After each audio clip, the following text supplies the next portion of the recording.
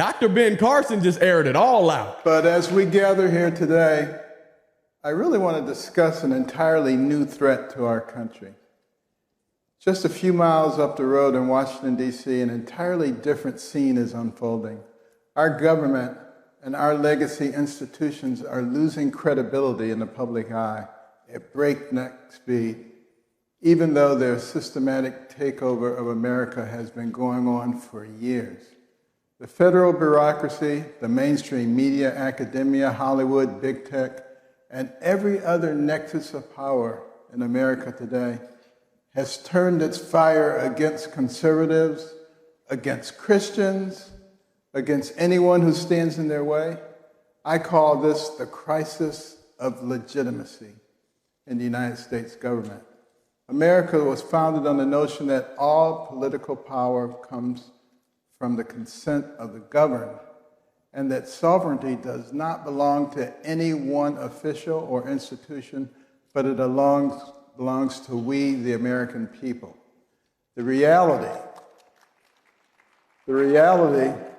is that the government in Washington, D.C. no longer represents the people it claims to serve. And it has stopped even pretending to execute the charge laid out by our founders, the protection of life, liberty, and the pursuit of happiness. Put simply, Washington is losing its legitimate claim to govern the American people.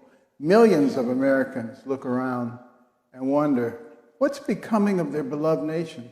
They don't recognize the place that they grew up in, and they wonder what kind of future is in store for their children and grandchildren. Young men, particularly young white men, aren't signing up in great numbers for military anymore because they don't want to fight for a country that hates them.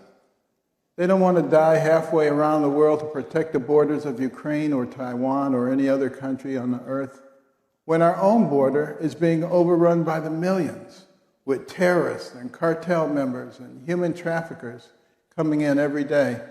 They don't want to join a fighting force that is more concerned with woke activism, gender inclusivity, LGBT issues, than it is with protecting Americans. They don't want to be part of an operation that spends trillions of dollars abroad while the small towns they call home are falling into dissolution and our communities are being ravaged by drugs and depression while their jobs are shipped overseas without a second thought. And they don't want to fight overseas just to come home to a country hell-bent on vindictive identity politics that promises to take what little social and economic capital they have left and redistribute it to racial, sexual, religious, and other minority groups as a pure power play by the radical left. Who can blame them? And how long can a country last in that way? It isn't just happening in our military either. As we see every day, virtually every single institutional power in our country has become openly hostile to conservatives, to Christians, to our country's legacy, and even the concept of Western civilization itself. Our education system has been taken over by radicals who push insane political ideologies like CRT, DEI, transgenderism, and more on our poor children, while they no longer even learn basic reading, math, and civics.